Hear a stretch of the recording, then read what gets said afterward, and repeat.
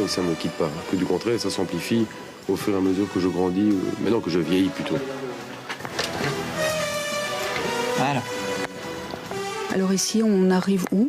On arrive dans le temple de la magie, c'est-à-dire vraiment l'arrière-boutique où personne n'est autorisé à y pénétrer, à part les magiciens. 2, 3, 4, d'accord. Puis après, tu as la manipulation. Et Un bon magicien n'explique jamais ces trucs. on n'explique jamais nos tours, non. Si vous les devinez, c'est bien. Si vous n'avez rien compris, c'est encore mieux. Ouais. Ah, mais j'ai pas vu le chant. Bon courage. Ben oui, ben... Ça va aller. C'est parti. Ok, c'est vendu. Alors là, la petite mallette du fonctionnaire, elle est rangée. Voilà, elle a disparu pour laisser place à la valise au trésor, c'est-à-dire que des tours de magie. Alors ça, c'est le moment que vous préférez, c'est quand vous pouvez revêtir vos habits de magicien.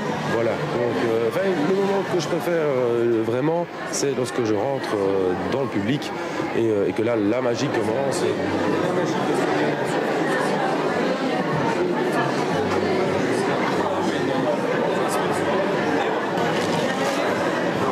Les manipulations de cartes sont arrivées vers l'âge de 15-16 ans, quand on a les doigts assez bien formés. Et là, c'est le travail le plus compliqué. Parce que c'est le genre de tour qui se fait sous le nez des spectateurs. Et s'il y a le moindre petit trucage qui est décelé, on est cuit pour toute la table et voire pour toute la soirée même. Mais il n'y a pas le stress qu'un truc ne marche pas ou... Pas encore. C'est lorsque les premières notes du piano vont se faire entendre que là on a commencé un petit stress. Et puis comme on dit, une fois qu'on est sur scène, c'est trop tard, on ne sait plus reculer.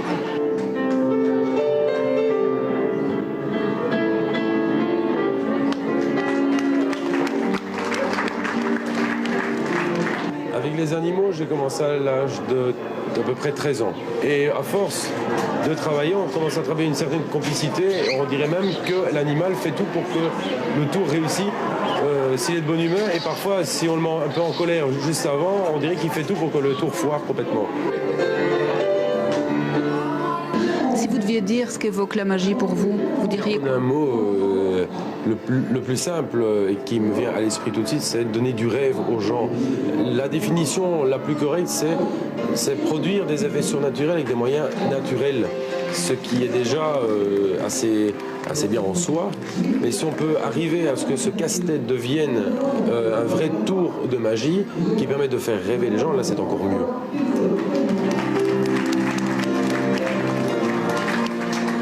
Voilà, on a pu réapparaître, heureusement, cela dit, pour la suite de cette émission. Oui. C'était une rencontre signée Anne Schiffman et puis Doug Spincer qui, un jour, bien, il m'a piqué ma montre à une soirée. J'ai rien senti, j'ai rien compris et ça m'a un petit peu énervé d'ailleurs, mais bon. Il faut savoir que la Belgique compte une association de clowns et de magiciens sans frontières qui partent à la rencontre d'enfants défavorisés, malades ou orphelins en Afrique, Asie ou en Amérique du Sud et ils leur apportent un peu de rêve et de magie. Voilà.